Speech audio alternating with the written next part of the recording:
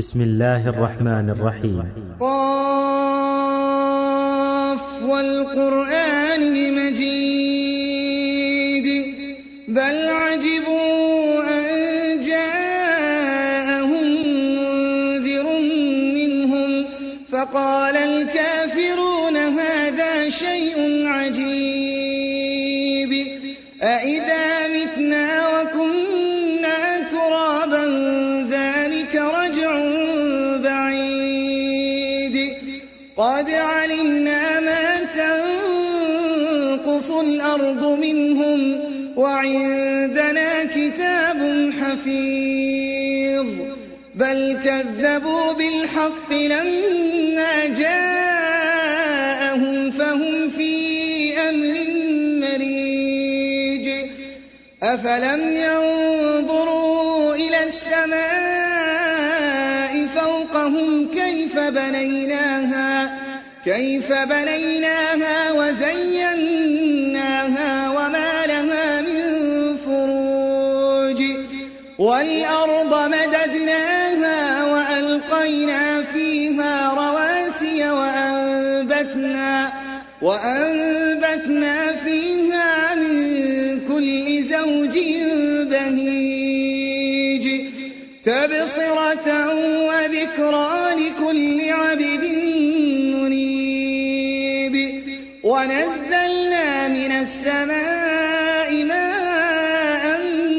مباركا فأنبتنا به جنات وحب الحصيد والنخل باسقات لها طلع نضيد رزقا للعباد وأحيينا به بلدة ميتا كذلك الخروج كذبت قبلهم قوم نوح وأصحاب الرس وثمود وعاد وفرعون وإخوان لوط وأصحاب الأيكة وقوم تبع كل كذب الرسل فحق وعيد أفعينا بالخلق الأول بل هم في لبس من خلق جديد ولقد خلقنا الإنسان ونعلم ما توسوس به نفسه ونحن أقرب إليه من حبل الوريد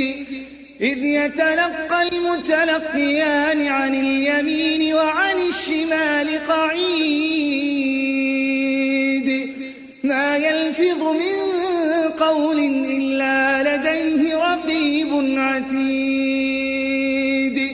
وجاءت سكرة الموت بالحق ذلك ما كنت منه تحيد ونفخ في الصور ذلك يوم الوعيد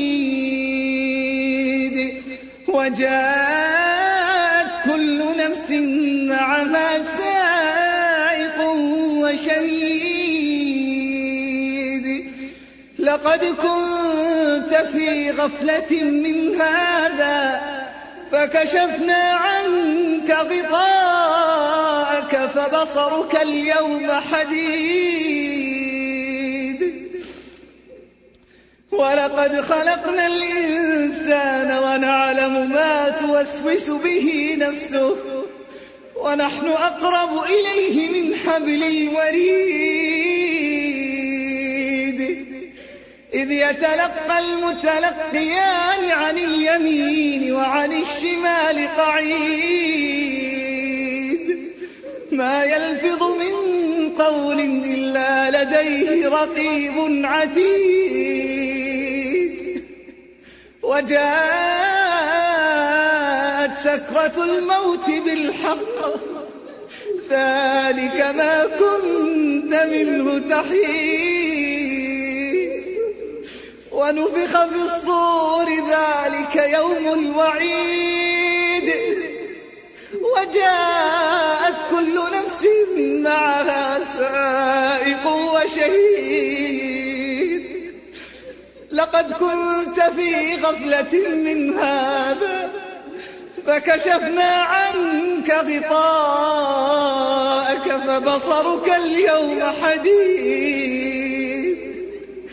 وقال قرينه هذا ما لدي عتيد ألقيا في جهنم كل كفار عنيد مناع للخير معتد مريب